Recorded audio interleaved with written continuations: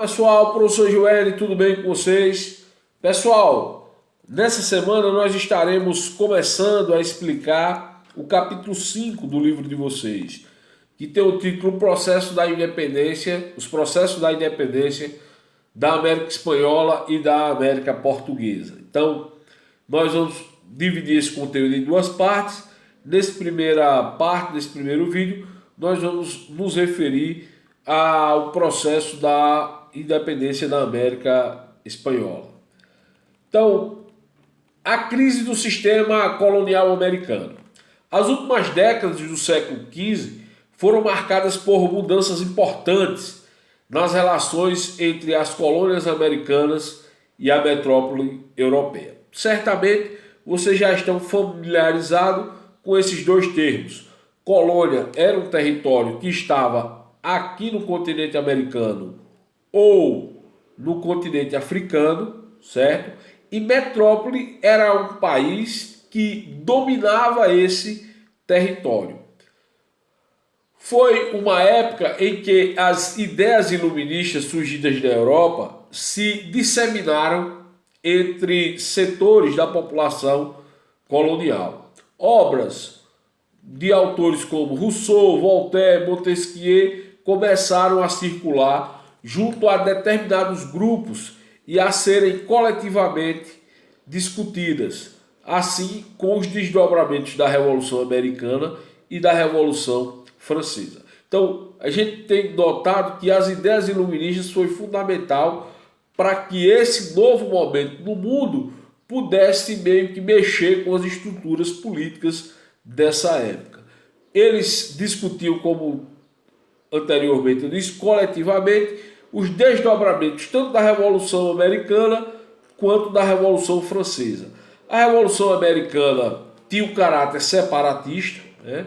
Era separar as 13 colônias da Inglaterra, e já na Revolução Francesa não tinha esse caráter separatista, mas tinha um caráter de crítica muito dura à prática absolutista. Inclusive no campo do mercado econômico, criticava a prática mercantilista. Na América Espanhola, essas ideias se propagavam principalmente junto à elite crioula. Crioulo aqui não está ligado à questão da cor da pele, certo? O termo aqui se refere ao nascimento. Então, quem eram os crioulos? Era uma população branca, de ascendência europeia, que era nascido aqui na América. Então, ele usava esse termo crioulo por causa do nascimento dele aqui na América. Se ele não tivesse nascido aqui na América, o termo utilizado seria chapetones. Então, crioulo, um espanhol, um europeu nascido aqui na América. Chapetones, um espanhol ou europeu nascido na Espanha ou outro país da Europa. Esses crioulos eram membros da elite intelectual, ou filhos de funcionários da coroa ou de grandes proprietários de terra que haviam estudado na Europa e entrado em contato com o pensamento iluminista.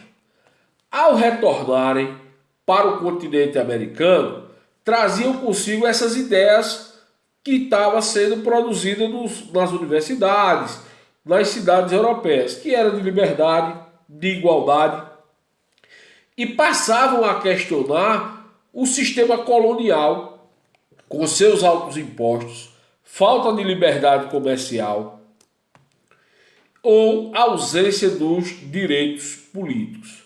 O mesmo aconteceu na América Portuguesa, onde alguns centros urbanos como Vila Rica, Salvador, Recife, Rio de Janeiro, o pensamento iluminista ganhou força junto a determinados setores da sociedade. Em diversas regiões da América Espanhola e da América Portuguesa, surgiram movimentos que defendiam a emancipação política semelhante ao que tinha ocorrido nos Estados Unidos. Mas até o início do século XIX, as autoridades metropolitanas conseguiram controlar essas revoltas e manter a ordem colonial. Foi assim, por exemplo, com o levante de Tupac Amaru II no Peru e com a conjuração mineira e a conjuração baiana na colônia portuguesa, como nós estudamos no capítulo anterior. Essa situação, contudo, mudou rapidamente no início do século XIX. Nesse período, a Europa foi marcada por diversos conflitos, opondo a França, que era liderada por Napoleão Bonaparte, e a Inglaterra. Inclusive, o Napoleão vai decretar o chamado bloqueio continental, proibindo qualquer país europeu, principalmente, de fazer qualquer tipo de negócio com a Inglaterra e ameaçando afundar os navios desses países que faziam ou que fizessem, né, negócios econômicos com a Inglaterra.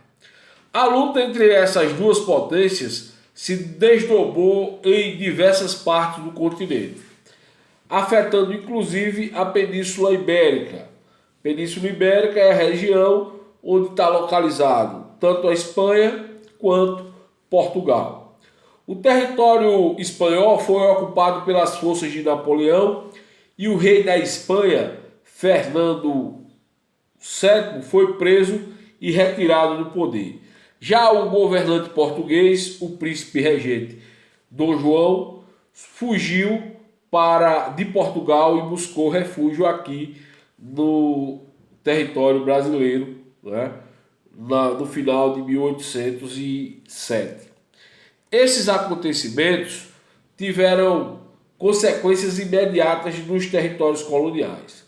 Os governos metropolitanos se enfraqueceram, o que estimulou uma nova onda de revolta contra o domínio colonial. Por causa dos conflitos europeus, as tropas espanholas encontraram mais dificuldades para se organizar e combater as revoltas em suas colônias. Em pouco tempo, isso provocou uma grande crise no sistema colonial americano. Então, a partir desse movimento, as colônias buscaram uma nova, tiveram, vamos dizer assim, uma nova chance de buscar a sua independência, tanto da Espanha quanto, no caso do Brasil, de Portugal.